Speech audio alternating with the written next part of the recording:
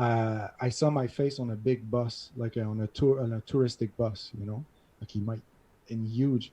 And I turned around and I didn't recognize myself, like literally didn't recognize myself. Like this guy was another guy, and this is where like the whole transformation process started.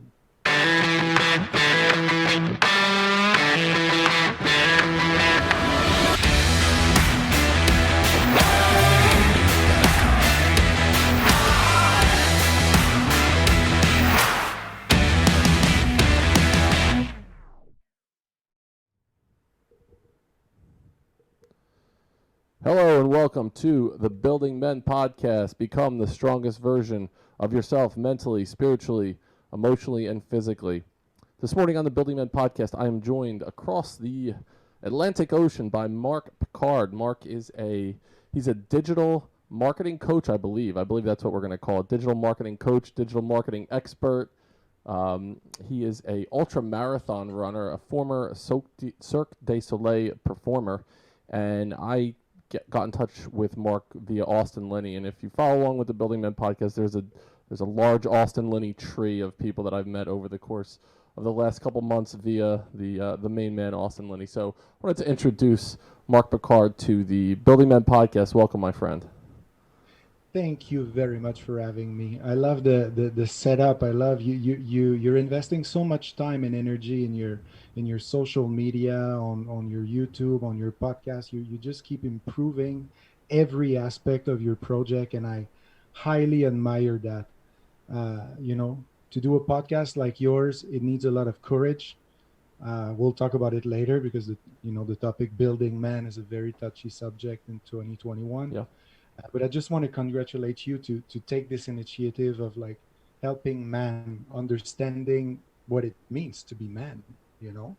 So it's very very cool. I like to follow you around, comment stuff here and there, and very cool. So thank you for having me. I'm really excited to be here. Oh, my pleasure, and I appreciate the acknowledgement of that. It's been a long journey, and if it's funny going back through the Instagram page. I look back, I first started in July of 2020, and just the journey that it's gone on over that time. I cringe a little bit when I go back and look at what I posted initially, and even the initial podcast, and things that I really screwed up along the way. But as I look back and take that 40,000-foot view, when you look at things at a different perspective, I love that journey that I've been on. It didn't start off polished at all, and I'm still not there yet. I'm learning every single day. But I like seeing the progression of what we were able to do. So I appreciate the recognition there. Yeah, and it's cool for you also to acknowledge the progress you've done, and go through those old posts of yours and seeing your journey. It's so cool. This is something I do quite often with whoever I meet that hire me for digital marketing coaching, or to develop themselves as a standing alone brand or something like that.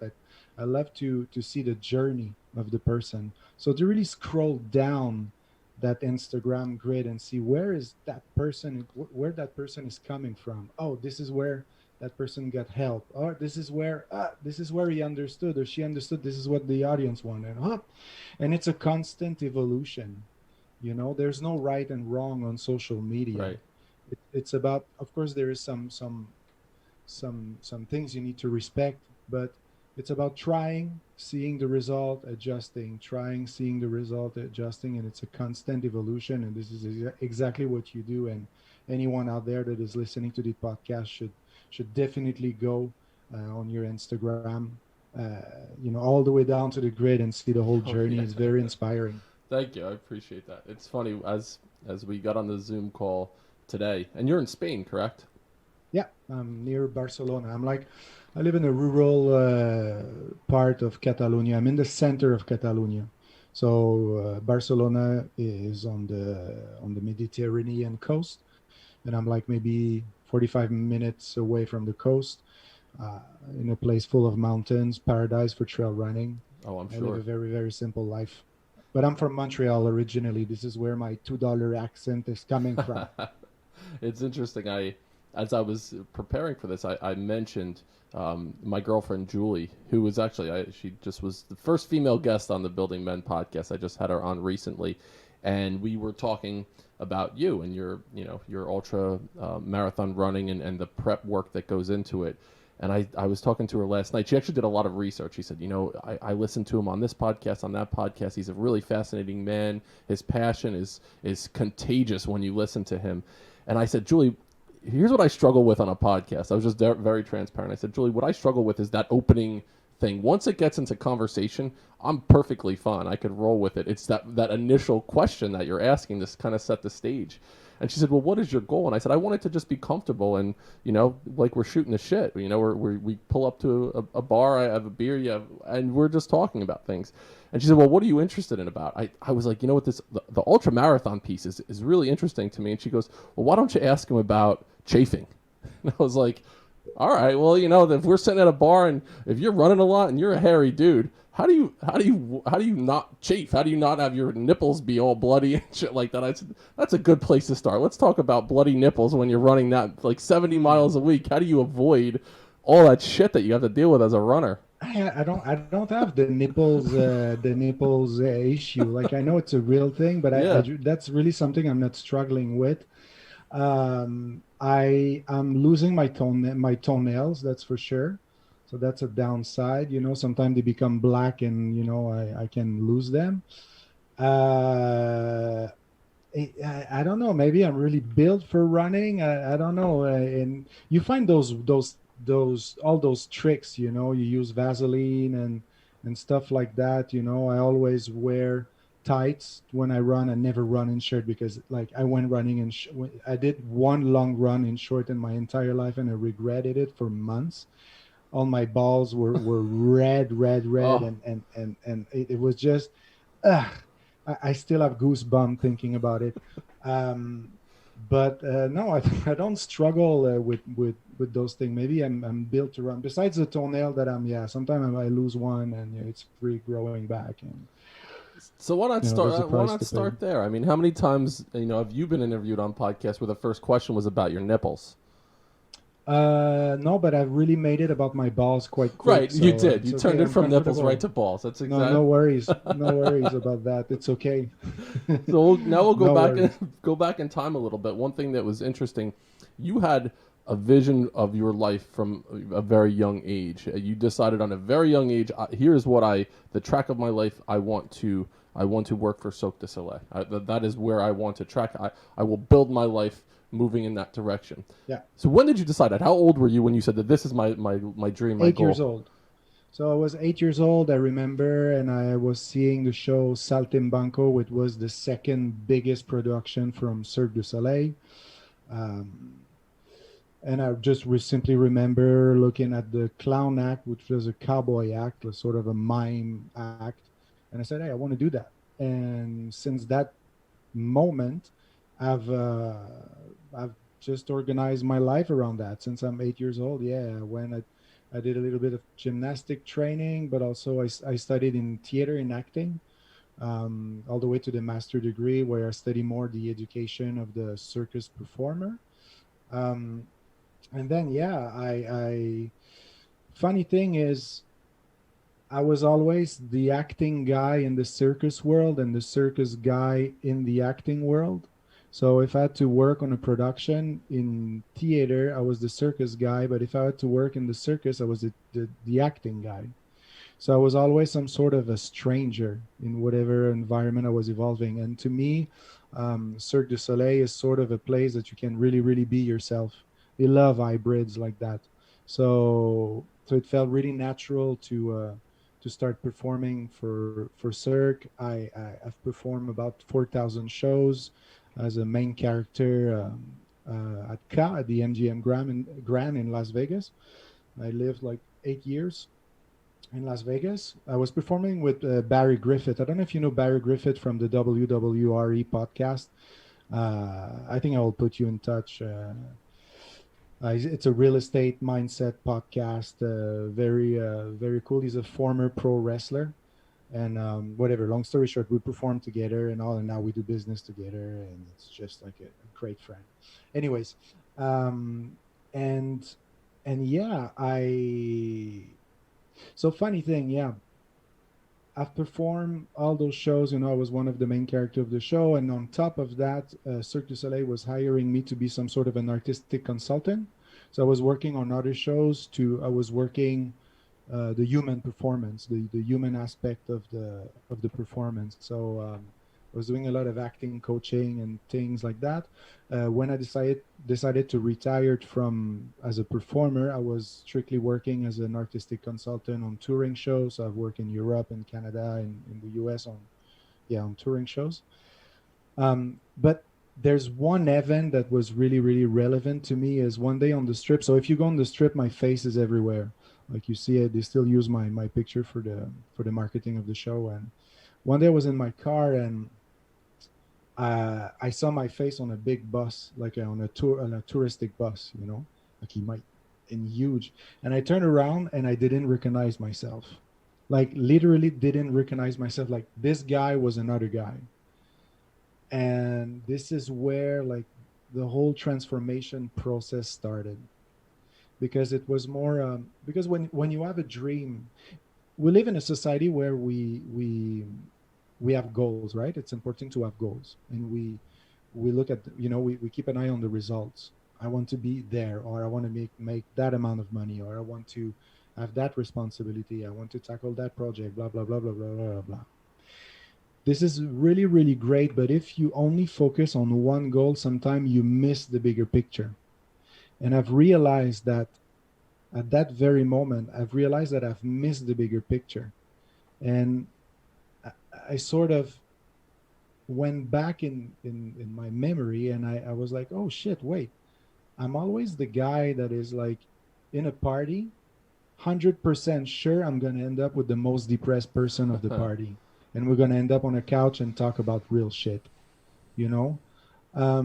For some reason, a Cirque du Soleil performers trust me as some sort of a guide, So I work with them as an artistic advisor, or sometimes even as a life coach, And I realized, shit, maybe I've missed my real purpose in life, which is simply helping others growing.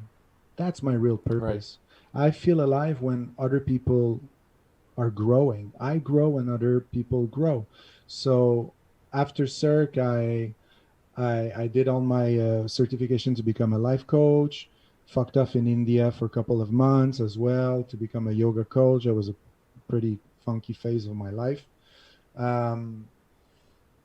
But I've never really worked as a life coach. I really switched quite rapidly into digital marketing. And now, I help people developing themselves as a standing alone brand. And I use all my tools as a life coach to clarify their mind and get to the bottom of their project and their vision, So to me, digital marketing is just one tool to help someone grow. Right. So it's a really like you need to be careful with it's cool to set a goal, but if you 100% identify to that goal, you might be fucked at the end of the journey. Like, for example, now with COVID, a lot of Cirque du Soleil performers are having an identity crisis, because from one day to they identify the whole life. Imagine you started being a gymnast at 3 years old, and you finally made it to the best job of the dream job. You finally made it. Everywhere you go, you say you're a Cirque du Soleil performer everywhere, and then bang, all of a sudden, your identity is removed from yourself. So it's a double-edged sword, that goal-oriented mindset. And it resonated with me when you mentioned being at a party. It's funny when I'm in a social setting, if I find that there's someone that is alone, I gravitate to that person. I need to connect with that person to help. Even if they're not looking for company, I just feel that the need to go and be with someone who might need someone to talk to, a shoulder to cry on, whatever it is. So that I resonate with that idea, and it's that coach inside of us, that thing inside of us that we want to help other people, raise their level, or even just feel more comfortable in a social situation. So I appreciate that. That's how you see yourself. And it could be in a party of 1,000 people. You will pick out that one or two people, and I need to assist them or help them along their journey. Yeah, and that's why I really stay far away from parties because I love real shit. I love real conversation. Right. I don't, I'm not a really small talk guy. I'd rather be alone, if you want to just make jokes and pretend you're stupid while you dance. I highly respect the people that have fun on the dance floor, it's okay, but I was like that at some point. Like, I'm not scared of looking ridiculous Right. for sure, but if you ask my wife is a really social human being. Like, she's not partying all the time, but she's really, having beers, and we're in Spain, so having beers is not an event, it's just an everyday life thing. But yeah, no, and she respects that.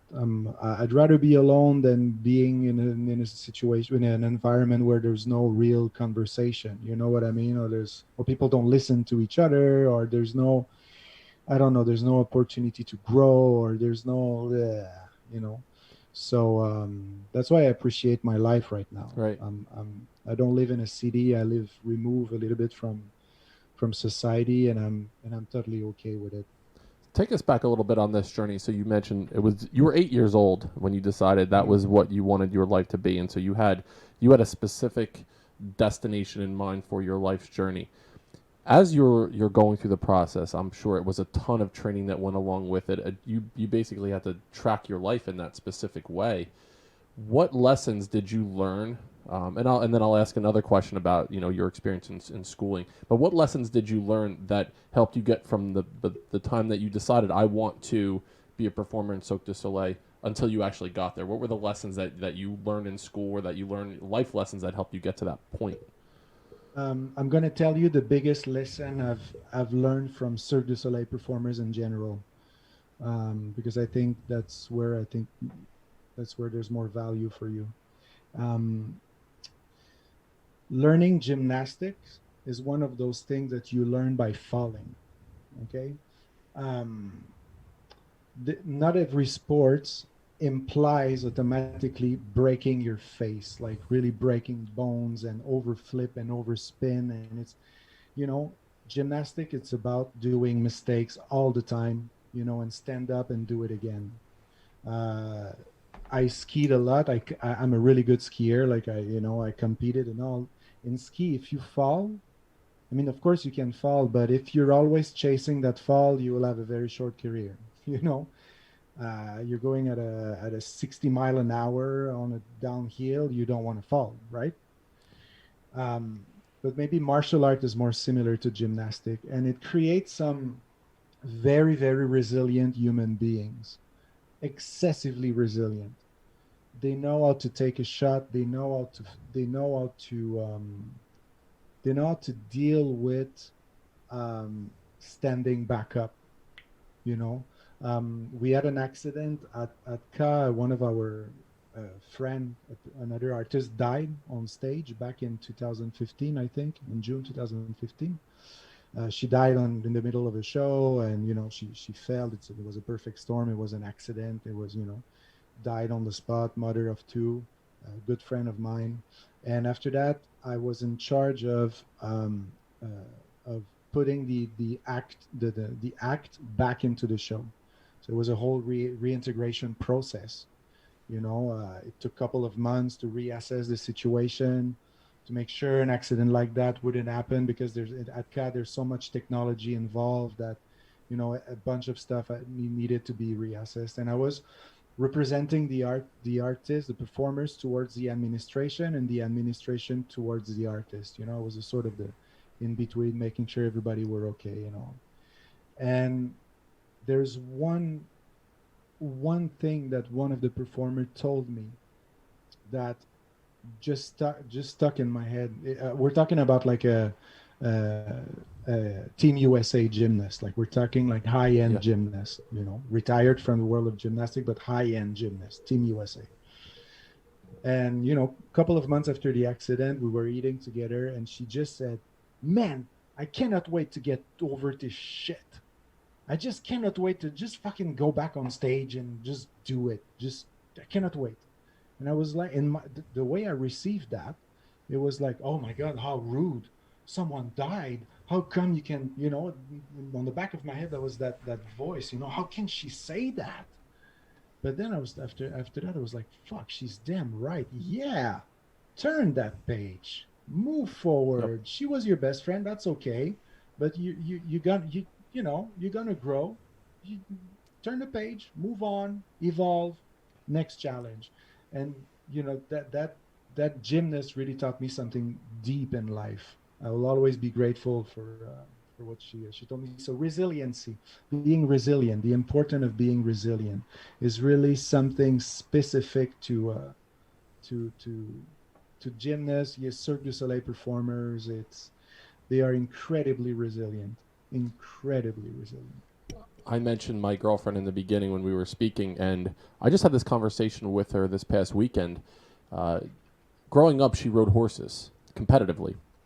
And in her adult life, she was helping someone who had a former, competitive race horse, and it was this unbelievably beautiful animal. And so she starts riding this horse, and it was a horse. I've never ridden a horse before myself, but she was explaining the process to me, and you can feel their emotion as you're sitting on the animal.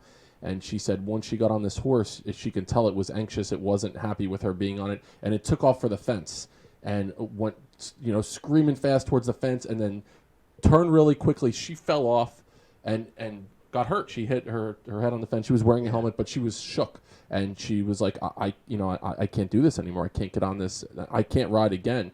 And the woman she was with, she said to her, Julie, you got to get on the fucking horse right now. You got to get back up right now on that horse. You can't let time pass, because what will happen is you're going to go into your head, and it's going to sit there, and it's going to fester, and it's going to turn into something that it's not. Yeah. You need to get right on that horse right now. And she said, I was so scared, but I got back on, and as soon as she did, the animal settled down a little bit, and it was a different experience. She said, if I didn't do it right there, I don't know if I would ever get back up on a horse again. And to that point, I totally understand that. And even think about this, Mark. You're a parent. When your children experience something challenging or something difficult, I think it's our duty as parents to help them understand you're going to fall down. There's going to be moments in your life that you fall down, and you need to find it in yourself to pick yourself back up. I'm not always, you want to be there as a support net for your children, but we do our kids a disservice if we come in and solve all their problems for them. So building that resilience as a parent, I'm sure, is something that you are helping your kids with from your experience as a gymnast. Oh, that's for sure. That's for sure. And I think one of the biggest problem in society is not accepting failure or just being scared of failure in every aspect of their life. There's so much people that identify to their failures. You mentioned your wife on the horse. The main reason why that person told her go back on the horse is to not create not make the failure an entity in her mind, you know so I think absolutely it's important to educate your children in a way that they're not scared of failure, because when you think about it, failure doesn't really exist if you make the best out of it. It's not a failure. You cannot call that a failure. Right. It's an opportunity to do it better. But we live in a problem solving society. We love problem. We love difficult shit. We love to create those problem, and therapists really love that because they make a shitload of money out of it. You know, I, Oh yeah. that's a huge industry. So so yeah, absolutely. You're completely right. I think it's important to also teach the children to enjoy failing as well, to not make it as much as a big deal as it is now. Easier said than done, for sure. Like, I have twins. I'm trying my best, but yeah, and they're really different one from the other, but it is challenging. It is challenging, but no, not having to overprotect your children is I think it's a key success for good parenting, for sure. I think about For this. sure. I try to do this with my own children from time to time. It's not a daily occurrence, but as we're sitting down for dinner, which it's an important part of my life, is that moment where we're together, we're conversing, we're not with technology. Yeah. A question I'll ask frequently is, tell me something that you failed at today. You know, tell me Yeah, not just how was your day? Good. What did you do? Nothing. Tell me something that you failed at today. And at first, I would say something like that to my children. They would look at me like I was fucking crazy. But then they started to think about it, and it's reframing the idea of failure. It's not the be all end all. It's something that you found a roadblock and you found a different way around it, or it's an opportunity to grow and become better, or to become stronger, to learn something new about that experience. So now they think absolutely. of failure. It's just an opportunity. That's all it is. It's a different path for a new Absolutely. opportunity. That's why I became a digital marketer. I became a digital marketer out of because I was always well, on the side of my Cirque du Soleil career. I was always an entrepreneur. Started business at 20 years old. I was managing a business, and I always had business project on the side. And there was one project that I started in Vegas that failed massively, like massively. I lost a couple of grants on it. It wasn't the end of the world, but I put so much effort in it, so much time, so much energy in it. It was crazy, and it just flopped. It didn't work. And after that, I so we're back in 2000, yeah, 2015, 14, something like that. And after that, I was thinking about it. I was like, what did I miss? I found a gap in the market. I found, the best product for a problem that exists. And I was like, and I was like, oh, I underestimated social media. To me, social media, the Facebook thing, yeah, my wife will take care of it. Right. Well, what a waste of time. But then I was like, oh shit, yeah, I better start studying that maybe because I think it's a survival skill. So out of my failure, I start studying digital marketing, marketing in general, branding, and I totally reoriented my life and I retired at age 33. If only you knew how many hours I work a week, you would want to kill me. Like I work nothing, nothing, and I want to keep it this way. I don't want my agency to grow big, so much bigger. Now now I'm a bit a victim of my success because I'm starting to gain a reputation among real estate investors, podcasters, and people start to contact me. Hey, can you produce my podcast? Can you manage my podcast? Can you take care of my social media? And I'm saying no, no, no, no, no. But now I'm in a phase where I'm like, okay, I need to hire people because if not, I'll like jack up my week to like 80 hours a week, and I want to work as less as possible. Not because I don't want to work, but because freedom is really really important to me. So I don't want to lose my freedom just for money. You know what I mean? I have a very simple life. I've made a lot of sacrifice in my life to be able to say I've retired at 33. You know, I don't live in luxury at all. But I have a high quality of life to my standards.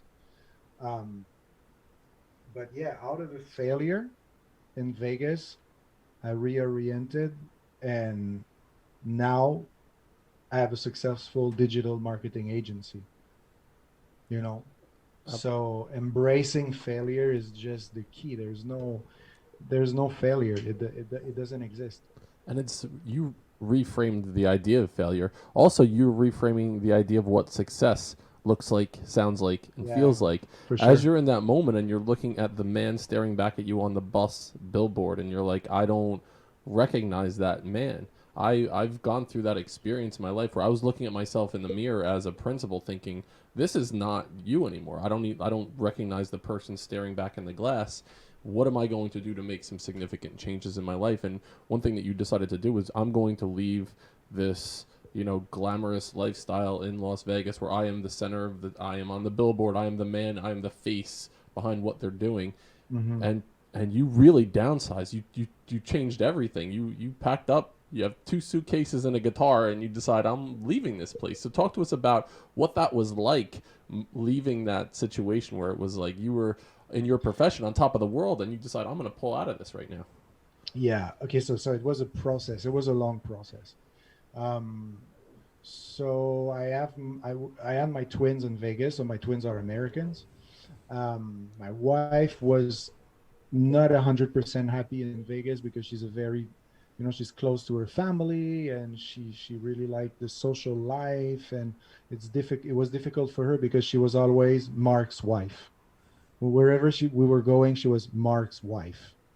So that's one thing we need to take in account. Like my wife wasn't 100% happy. um, and what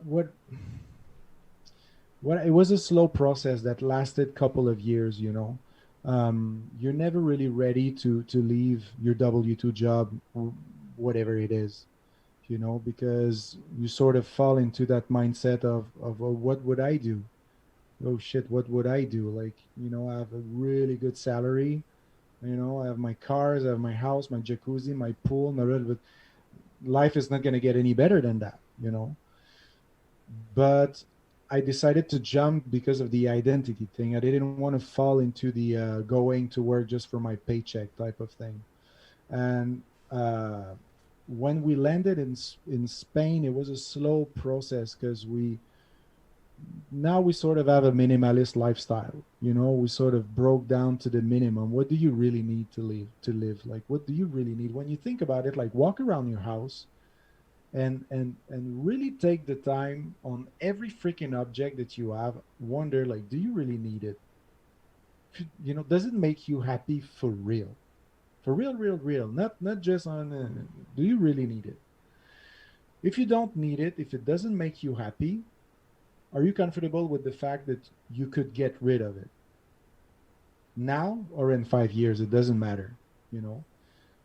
Now I can tell you that you want me to move out of the house without my furniture. Hell yeah, man, I'm gonna do it. I'm not scared.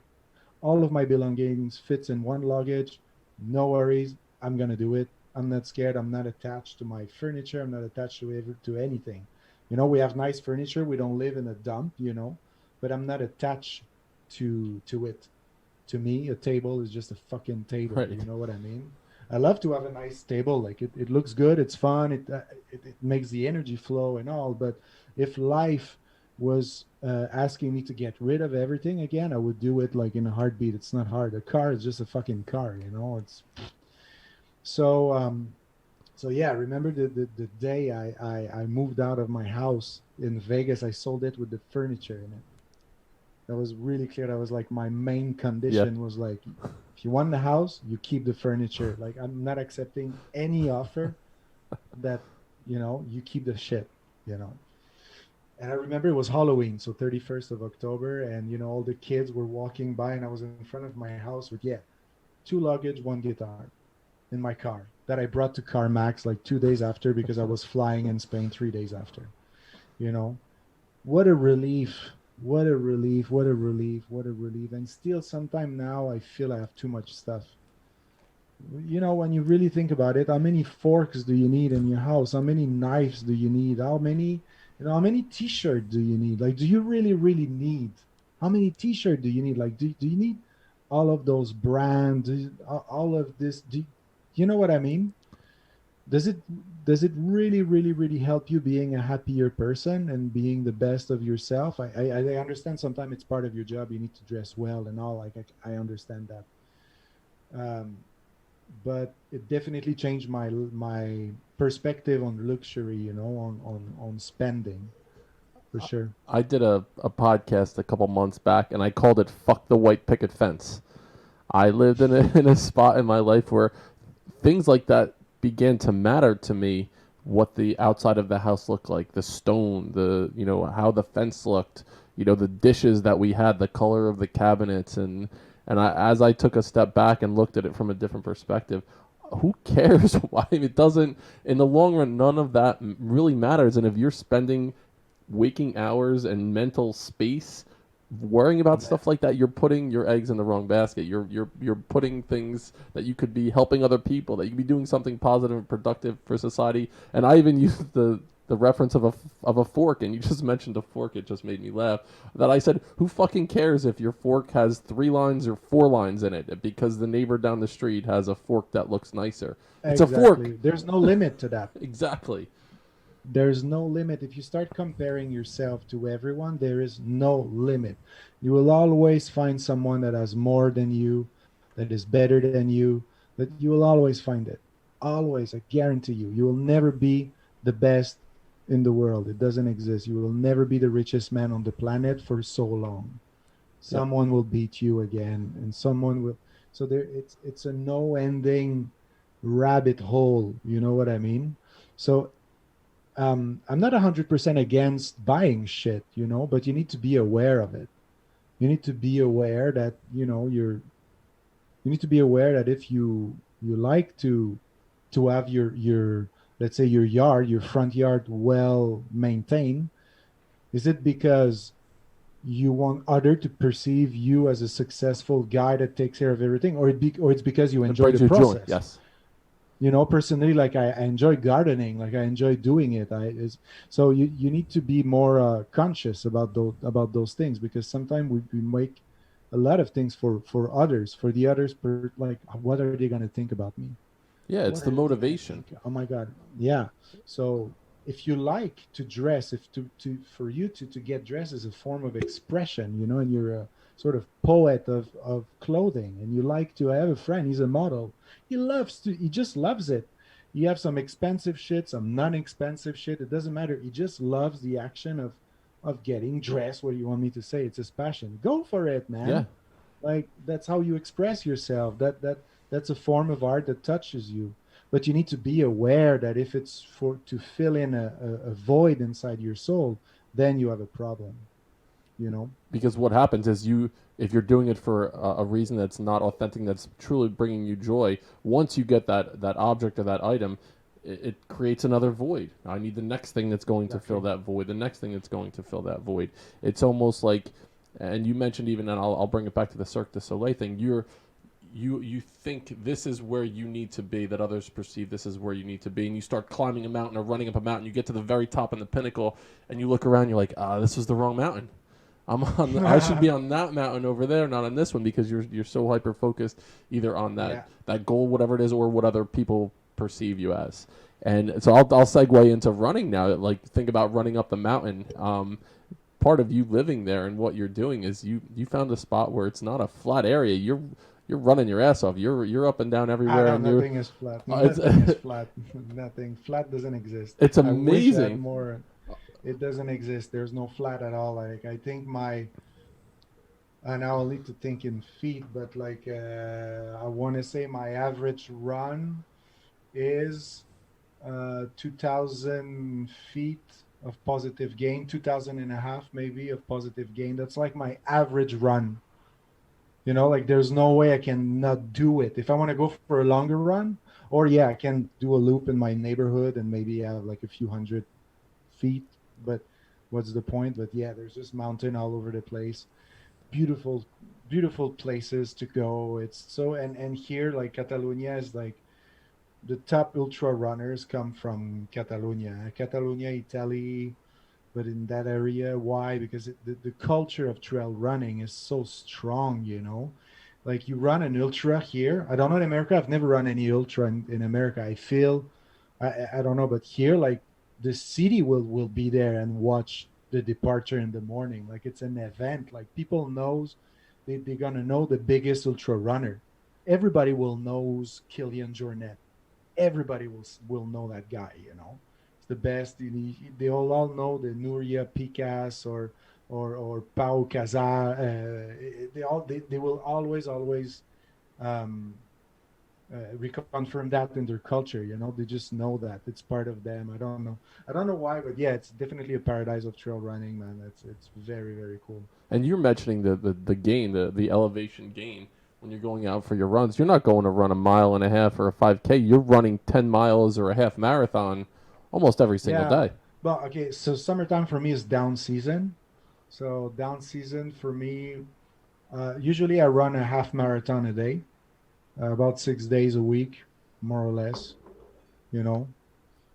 Um, Now I'm in low season, so I reduce in half. So I run like a 10K. So that's like 6, 8 miles, right? I think 10K. It's more or less that a day, because man, it's so hot. It's just insanely hot.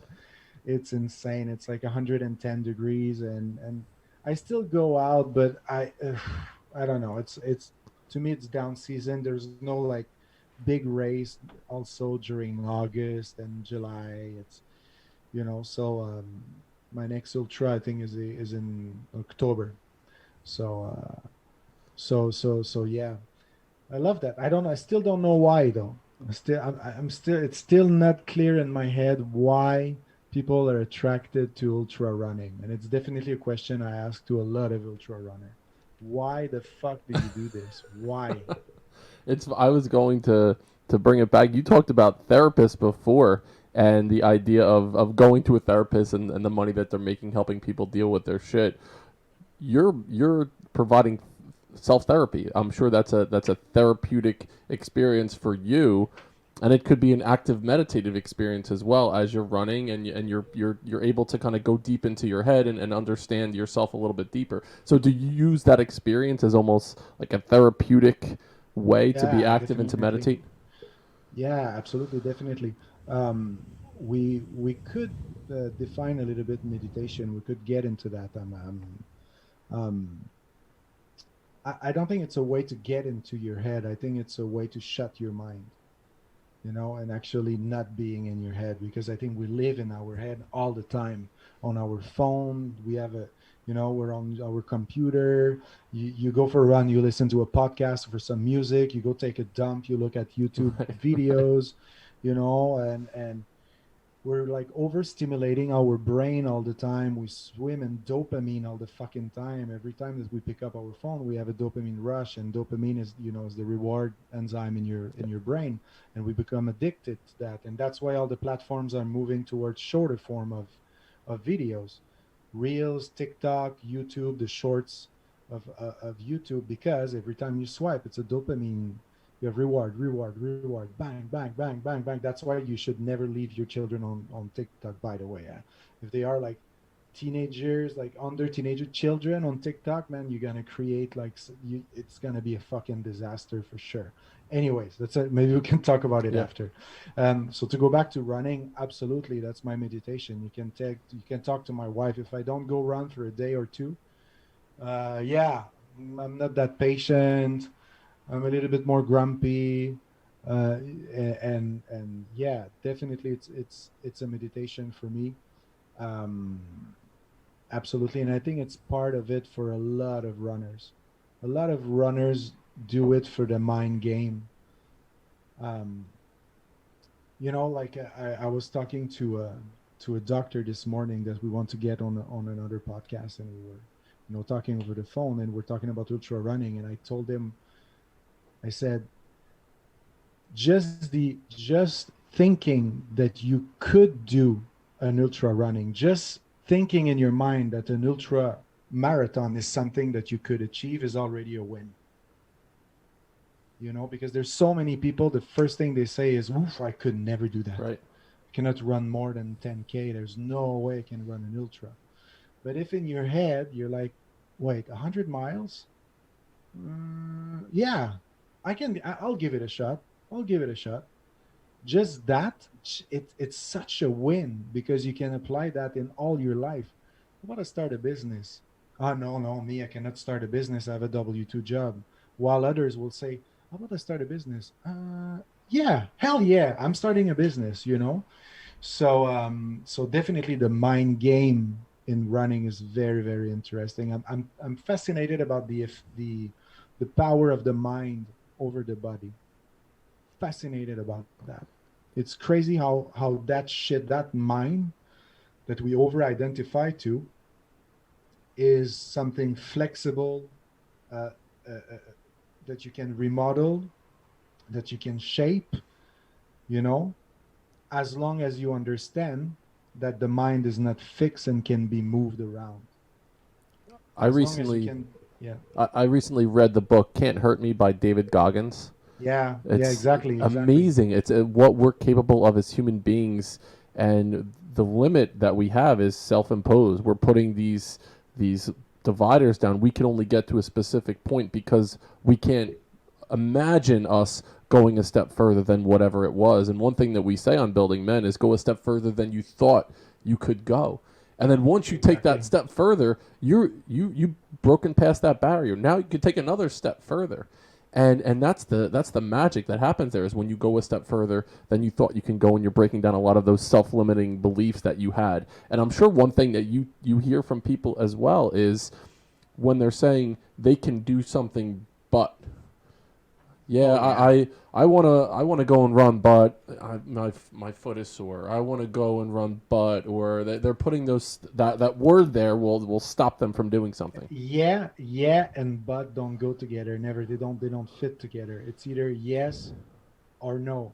It's either let's go for a run. Yeah, but my knees. No, no, no, no, no, no. The yeah part is you want to go. There's a desire to do it, and the but is the mind that is kicking back and say, no, no, no, no, you're not that guy. Let's start a business. That idea you have, start a business. Yeah, but I have a W-2 job. Yeah, I want to take control of my life. Yeah, I want to impact the world. Yeah, but no, no, you're not that guy. You're the W-2 job guy. Okay? It's either yes, now what do I need to do? Because if you want to start a business, you cannot start a business from one day to the other. So you say, yeah, now what do I need to do? I need to do a business plan. I need to make a phone call. I need to blah, blah, blah, blah, blah, blah. Or no, and it's okay. Do you want to go for a run? No. Great. I'll go alone. There, and people always are juggling in conflict like that Yeah. all the time. All the time. It's insane. Insane. One day I told one of my friend, a parent of that I have here, she runs a little bit, and me, I don't care. Like I'm gonna go for a run for a mile with someone. I don't give a shit. I don't need to go ultra run all the time. I really don't mind about the length of the run. And I'm like, let's go for a run Wednesday. Wednesday morning, call me. Yeah, sorry, I cannot come for the run. Blah blah blah blah blah blah blah. Blah. I was like, no, no worries, I'll go.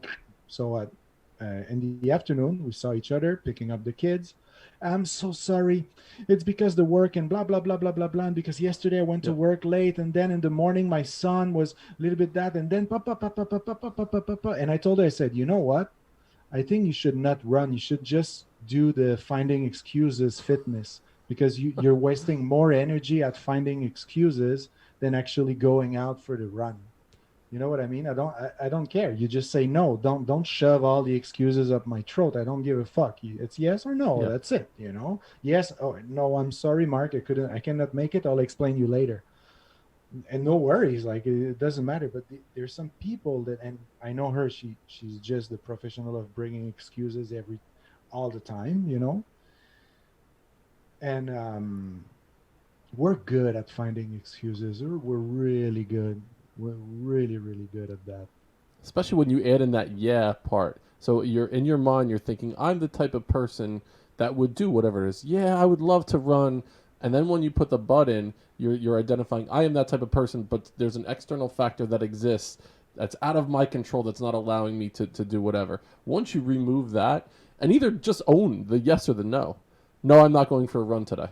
That's it. I would respect that Exactly. more than Exactly. yeah, and it's that wishy-washy kind of thing. I Yeah. just it's the language that we're using when we're speaking to ourselves in our own head. And you mentioned before the meditative part of running is it's not it's shutting that shit off. One thing that I Yeah. loved, I was listening to the podcast, the Construct Your Life podcast. I'll give Austin Linney a shout out. It cracked me up. You were talking to him as you're coaching him through his, what he's working on with his own brand, and basically you told him sit on the couch and shut the fuck up. Oh Just yeah. shut the fuck up for 5 minutes. And hearing you say that to him, like I speak to him frequently. It cracked me up. I can't wait to talk to him about that comment that I That heard. I that is heard. exactly why I don't think I could be a good life coach. That's exactly why. Because I would take the client and I will just listen to all the mind noise and all that shit, and I will say, hey, look, man, just shut the fuck up. Like really, train yourself to shut the fuck up twice a day at least. 5 minutes. And actually anyone that is listening to this podcast, just do it. In the morning, take 5 minutes for yourself, sit down on the fucking toilet, no phone, nothing. Close your eyes, breathe in, breathe out. If you have some thoughts coming in, let them out. It's okay. Just breathe in, breathe out. No need to do mala mala and fucking whatever you want to call it. Yeah. No need, no need. And you do it twice a day. Because what's going to happen is you're going to retrain your mind how it feels to be calm. We live in a world where we're constantly stimulated by everything. Your mind is always going at 10,000 miles an hour. Your mind wants to go as fast as your fucking phone, you know? So your mind doesn't know what it feels to be calm. Your mind doesn't know how to not be stressed. That's why also there's a lot of people, whatever is going to happen to them, they're going to be stressed out about it. Hey, you won $1 million. For real? Hey, you cannot pay your bills at the end of the month. Yeah, same reaction. Right. Fucking same Right. reaction. Because their brain, their mind is just used to read life with stress. And stress is fast food. Literally like something very easy to put it in your mind and your mind digest it like blah, blah, blah, and there's no nutrients in there. There's nothing helpful in stress, you know? Uh, so yeah, absolutely. I think shut the fuck up twice a day for 5 minutes can literally change your life with nothing, with no help of music. Don't lay, just sit there. You know, don't even call it meditation. Don't even go there. Just shut the fuck up, I and think you will see. it's worth a side business for you too. It could be the quickest coaching calls. It would be a 30-second coaching call. What's your issue? They start talking. You tell them shut the fuck up. Call me back tomorrow. Uh, you can make millions on that. Well, probably there's a lot of gurus that made a lot of millions Yeah. with that because it's the idea that's it. No, but for real, like you want to talk about religion, you know, what Jesus said, God's kingdom is inside you, something like that. You know what I mean? Well, absolutely, yes. Shut the fuck up. Shut it. Of course, God will fucking shine on out of your eyes, and you're gonna be bright and all that. Shut it. Shut your mind. There's another guru that said, um, God is you without you. You know, if you sit down for 5 minutes and you take a distance from yourself, which means just observing your emotion. Oh, I'm having a thought right now. Oh, I feel anxious. I'm not comfortable. My chair is not comfortable. I have a rib that is poking me a little bit. And breathe in, breathe out, and just observing. Then this distance that you make towards yourself, all right, becomes yourself, and you will see that whatever person that you think you are will vanish slowly, slowly, slowly, slowly. You'll stop fighting for everything. Your ego will dissolve slowly by just shutting up like 5 minutes a day, you know. um there's another guru that said find the sufferer and suffering will disappear. Find the sufferer and the suffering will disappear. Because if you're just suffering, which means that you're stressed out, stressed out, stressed out, and you never take a step back, where's the camera? Here. You know, if you never take a step back and observe that chatter, oh, I'm stressed out. Oh, I'm overthinking everything. Oh, shit. Then, of course, you identify to the stressed out mind. You think stress is you. So you need to step back and observe yourself. And from the observer, there's no suffering because there's just observation of whatever occurs in your mind, you know? And I definitely think that if the world was doing that every day, oh my God, we'll be in a happy, hippie place for sure. You mentioned the technology piece as well. People are so enamored with their technology and they're connected to it. As a principal, I remember talking to teachers think about like people's personal space. You know, when depending on your relationship with different people, you allow people closer or further away from your personal space where you have this level of comfort around you. And at the time, I was talking about adolescents. Their phone is attached to them in a way where if it's on a table and you go to grab for it, you've entered their personal space. It's an affront on them as a human For being sure. where you are in their personal space bubble. And I would argue that most people are like that now. Most people have their Oh, phones everybody. are Yeah. that is an extension of themselves in their personal space. Last weekend, I was on vacation and I basically said I am going to go on like a detox from technology for several days. And it was such a game changer for me not to constantly have information just spoon fed to me. It let me take a step back and think thoughts that I hadn't thought in a while. I did this deep dive into, again, taking that step back and observing that player who was on the puppet strings in front of me. And I was like, huh, that's what's been going on in my life, and I'm going to do that once a week now, just to take a day away from it. It was such a healthy experience for me. How do you? And I know you believe that's something you absolutely believe in. But in your world, as a digital marketing coach, how would you tell people to go about doing that in an efficient way, knowing people still need to have that technology as part of their livelihood and their business, to be active on social media, but still taking time for themselves, taking a step back. So, what advice would you give to someone in that capacity? Look, first you need to accept that social media is part of our life. That's it, that's all. There's no two reality. There's a lot of people that say there's the real world and there's the fake world on social media. No, no, no, no. It's one thing which is called life. Okay? And now we have social media and that big thing that is called life. Um, of course, because of the addiction, because of the dopamine rush that you have every time you pick up your phone, of course you need to take some breaks. You know what I mean. Sometimes it's just one day, like for personally on Sunday, for example, I tend to not work, not touch my phone, or touch my phone the least as possible. I do activities with my family and all that, and I try to do that once a day, that I really discipline myself to not do it. However, if you're someone like me and you manage, like, 10 Instagram account, and you're building websites and you're building templates for micro content, and you're doing video editing and all that, I think that to simply find ways to be fully present when you're not with your phone is the key. So I might be on my phone 5 6 hours a day, yeah, but I don't think my twins notice it, because when I'm playing with my twins, I'm playing with my twins. Put the phone down, and when I talk to my twins, I talk to my twins. I'm with them. When I cook, I cook. You know, I might cook something, pick up my phone after, but I'm not constantly doing both. Phone cooking, phone playing, phone playing, phone. You know, so to learn to be present without the phone in life, I think is going to be the key to create a better world for sure, and deal better with this new technology. Um, yeah, absolutely. Probably we could say discipline. You've given us so many great, even one-liners. I can't wait to cut this up and just pull some, again, to post on Instagram, some one-line clips from this. They're really impressive, and I've taken so much out of our conversation about your journey.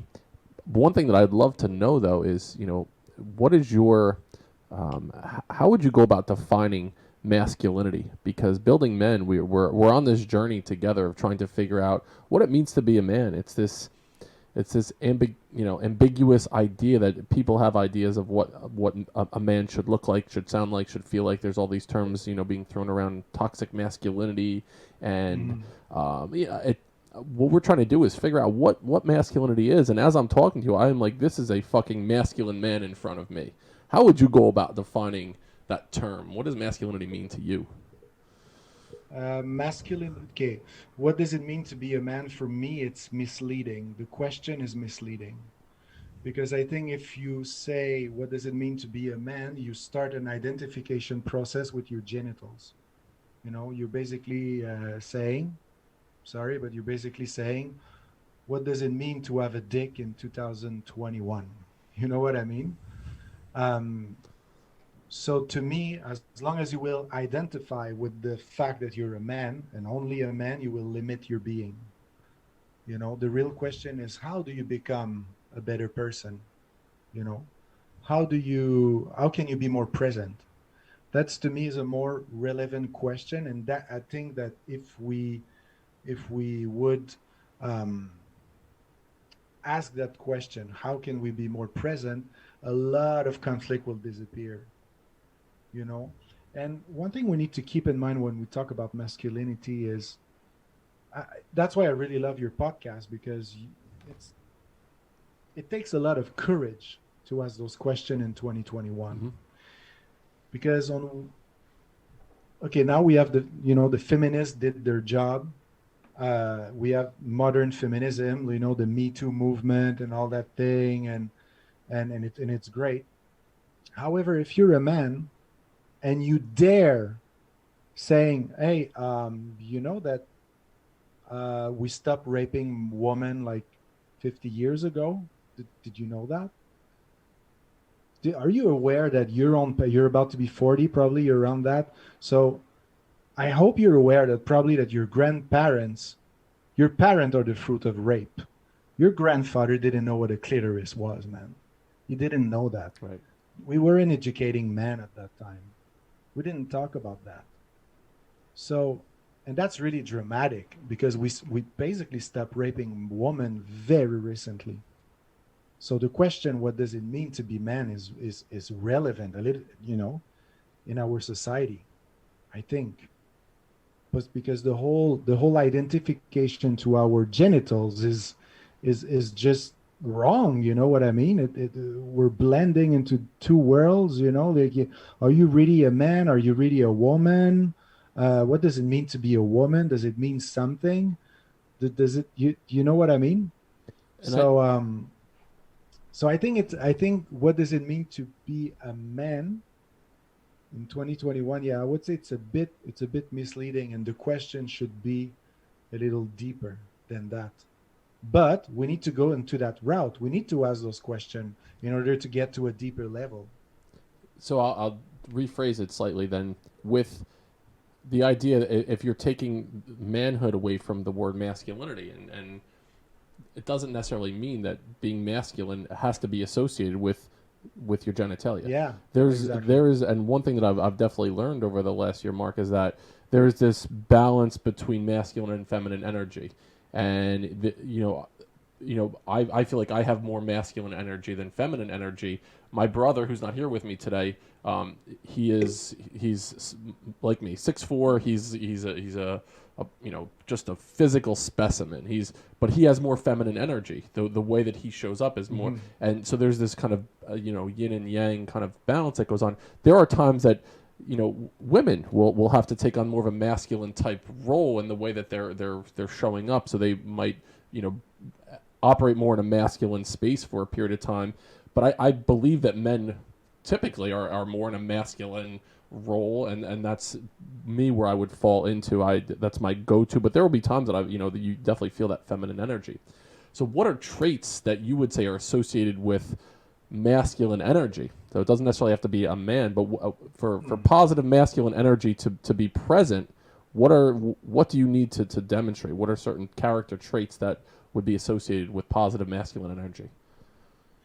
Positive masculine energy. Can I talk about fatherhood? Absolutely. Because I think it's linked. You're a father, you're a man, and I've I've recently realized that being a father doesn't mean shit. Like literally, it doesn't mean shit. Because I'm reading books about becoming a better dad, and what does it mean to be a dad, and it's linked to what does it mean to be a man. And I just realized that it doesn't mean anything to be a parent. The right mindset to me is you need to be an inspiring figure for your children, but also recognize that your children can be an inspiring figure for you. And that's how you create a creative, you're creating some sort of a creative circle, you know, where one admire the other and vice versa. And if you fully accept that your role as a parent is to inspire your children, then you need to work on yourself, listening to your gut feeling, listening to what you want for yourself in life, what you need to be happy. And if you're in harmony with that with yourself, automatically your children will be inspired by that, and vice versa. If you create a fertile soil for your children, then your children will teach you stuff about life. My children today, I ask them exactly the question. Okay, they're 8 years old, about to be 9, and I say I'm going on a podcast today, and it's called Building Man. What do you mean building man? I say, yeah, we talk about the meaning of being a man. And so I asked them, for you, is there a difference between a boy and a girl? And they said, no.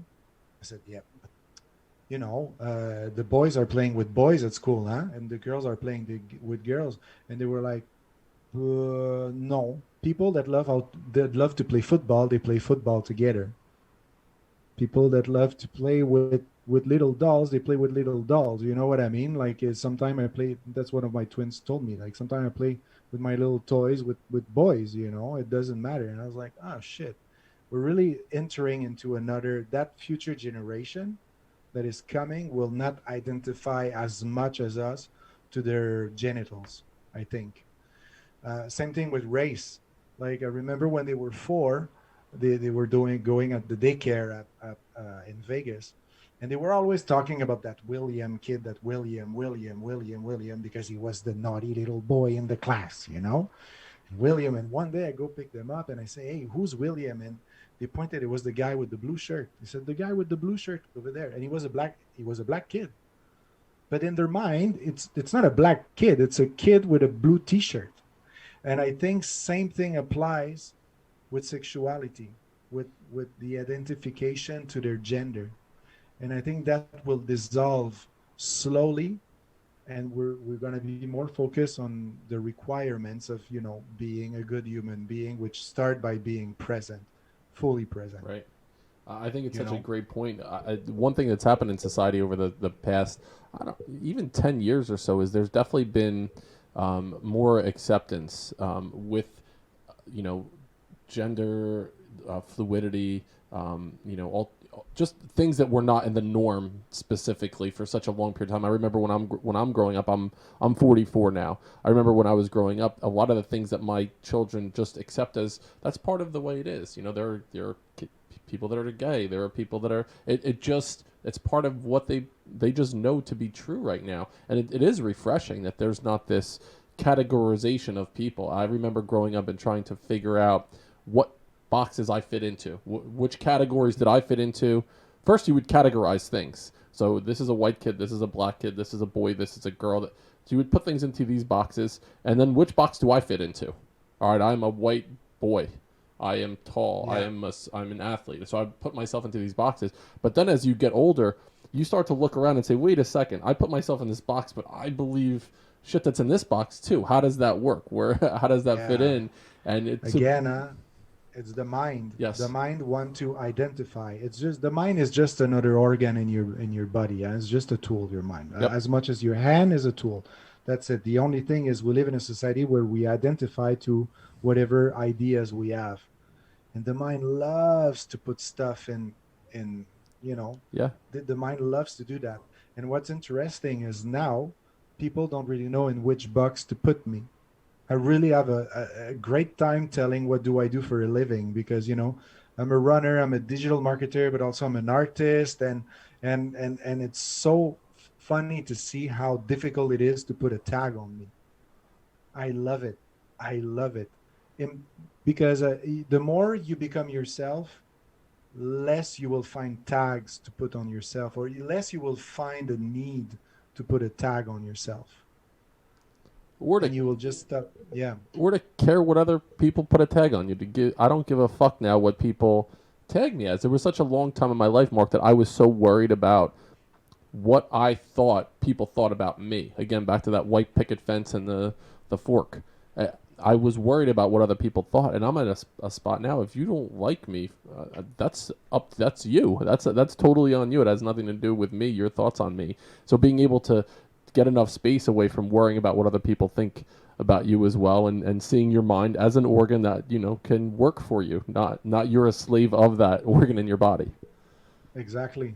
And it's great that as a coach you understood that, because you have a serious job, you know. You take people one on one, or sometimes you coach, you know, a group of people, and that's a key element. Besides giving them some mind tricks and hack and how they can improve their life and develop the right mindset, I think the first thing people need to realize, and you realized it, obviously, you are not the mind.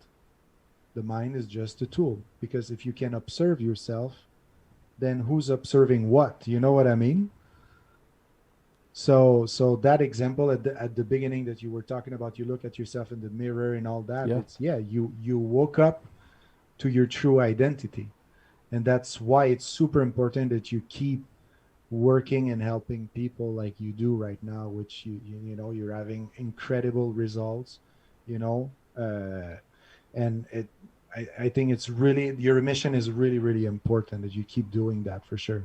I appreciate that, and I feel like your journey as well. I've been following along with what you're doing, and you've been inspiring me. And I mentioned at the beginning, I felt like I had known you already as we sat down to talk today, based on me watching you and your little video clips on Instagram, and you're making a difference in a lot of people's lives by how you are communicating with them and helping people understand the mindset, to understand the importance of going that step further than you thought you can go. It's such an important part of life, and I truly appreciate you taking the time today, Marc, to to chat with me for a little bit longer than an hour, almost an hour and a half. Shit, we went a little bit longer. Yeah, it was one of those conversations I didn't want to end. So, Marc, tell the Building Men audience how they can get in touch with you, how they can find you, and follow along on your journey. They can click on the link probably below that you will see in the description. Yes.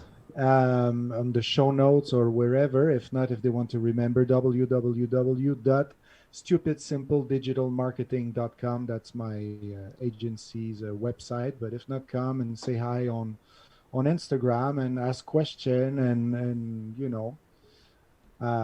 so yeah, cool. Thank you for having me. You're having a wonderful show. And I hope that if the people made it that far into this podcast, they'll take the time to comment something on Apple Podcast, because that could really help you and to grow your podcast, because I think it's very, very important. Appreciate that. Small action. It takes, guys, it takes like 10 seconds to go rate it, open the thing, rate it 5 stars, 4. We'll accept it 4. Let's make it 4 because I have a difficult English to understand. I'm going with 5. I thought this was a 5 episode. I'm gonna stick with 5, just because of the shut the fuck up part. That turned it over for me. That was a big difference. So you can we'll put everything in the show notes. Find Building Men on Instagram, building.men. All the information will be in the show notes, and reach out to me on email, buildingmencoach@gmail.com. Marc Picard, thank you so much, my friend. I'm glad to have met you over the last hour or so. If I'm ever in Spain, I would love to go for a jog with you. Just run Absolutely. Up and down a hill. I don't know about 6,000 miles, but we'll run a little bit. Whatever. Whatever it is. Whatever you want. We'll run it. Whatever you want. We'll run and we'll have a beer afterwards. Perfect. For the Building Men audience, go a step further than you thought you can go today. Thank you for listening. We'll see you next time on Building Men.